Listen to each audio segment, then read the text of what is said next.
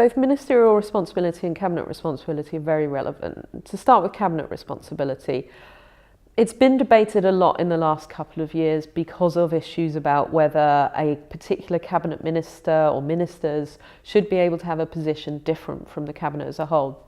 The idea of collective cabinet responsibility, as we call it, is that once they have agreed to a position, they get all the chances to debate it as a group.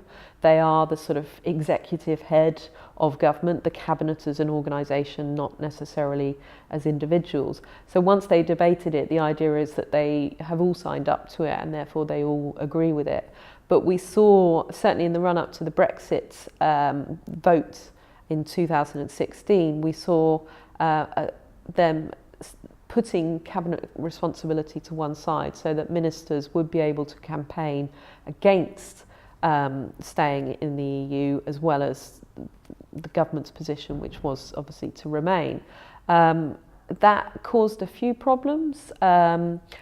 There's questions about whether or not it was the right thing to do constitutionally, but politically it seemed like there wasn't much of an option. And it was also in line with what happened in 1974, the last time we had a referendum around this. Ministerial responsibility is something different. When we talk about that, what we mean is the fact that a minister is ultimately responsible for what happens in their department. There can be all kinds of mistakes that are caused by civil servants, by public servants, by others in the system, but ultimately should it be the minister who carries the can? Again, it's more of a principle than necessarily a hard and fast rule. So you have seen sort of famous examples where ministers have resigned. After the 1982 Falklands War, Lord Carrington, the then Foreign Secretary, famously resigned. But those kind of behaviours, those kind of resignations are not as common as times when something goes wrong in government, and it's probably the weight of media opinion that over time has led to a minister being forced out, being forced to resign. So the idea of just a very principled resignation on the basis of anything having gone wrong is a little bit misleading to how it works in practice. But it's still an important principle for how we operate with the civil service, because ultimately ministers are the ones that are elected, and therefore ministers should be the final people to decide. And with that power to decide also comes the responsibility for if things go wrong.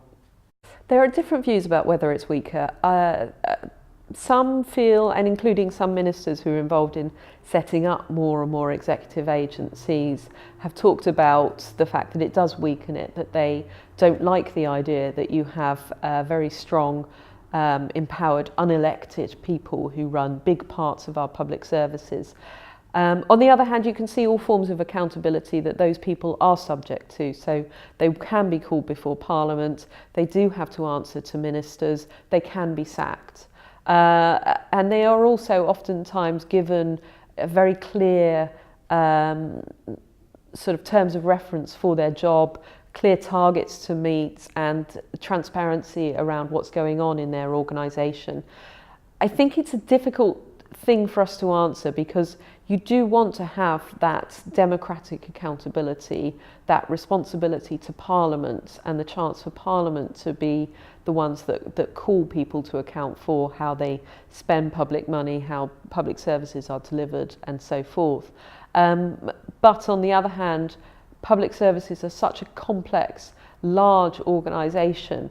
You also need to introduce a certain amount of managerial processes and sort of modernity and professionalism to how we administer such large organisations. So it's really about balancing the two, the sort of constitutional, democratic, proprietary, and also the efficiency of the system working in the best way possible with the most professional, most skilled people in it.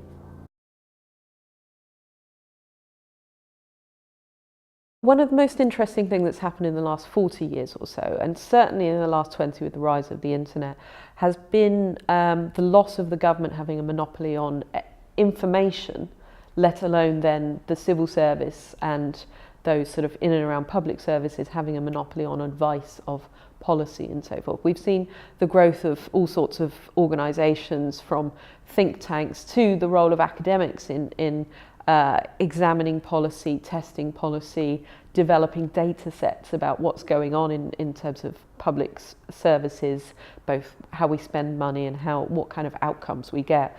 So there's a huge amount of different kinds of people who are involved in and around the ecosystem of government, if you will.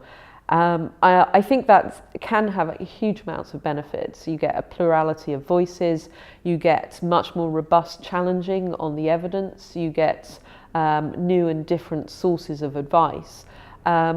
Obviously there are problems as well. You have, a profusion of information, and it's harder for people sometimes to know what is the sort of strongest evidence, what is disputed fact, what is disputed interpretation. Are these economic forecasts right, or should you be doing it in that way? And we're seeing a lot of that around Brexit of, what are facts, what is sort of hard evidence, and what does that mean in terms of interpretation of future policy? I think that's both healthy, and it's quite difficult for those in government, those in media, those in that ecosystem to navigate, let alone all the people that are looking in on it. So it's something that will continue to evolve, but it's fascinating also for political scientists to try and analyse that as well as it is to be part of it.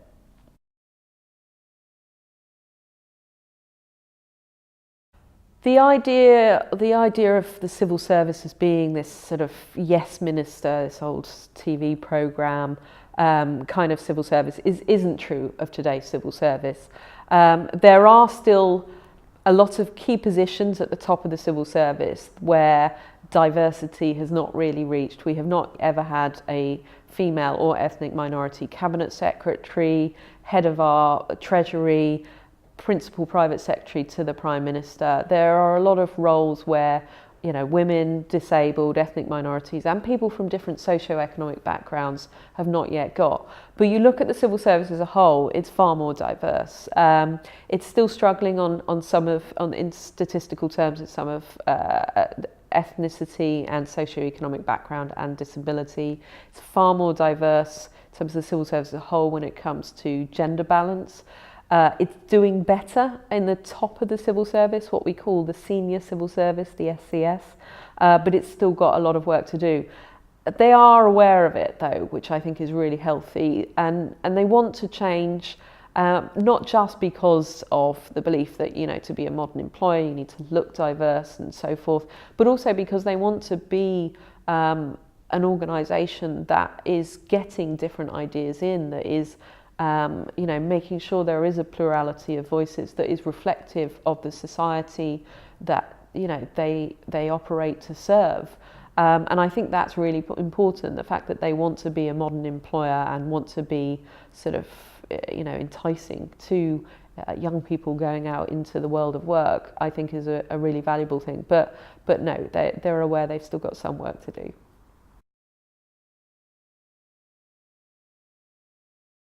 I think we need to talk about British and devolved politics and local politics. We need to try and get the relationship between all of them. And for academics, I think it's really important not to get overly focused on Westminster and Whitehall. We talk a lot about a Westminster bubble that affects the media, that affects politicians. And I think that's damaging in politics. I think it's also damaging in those analysing politics.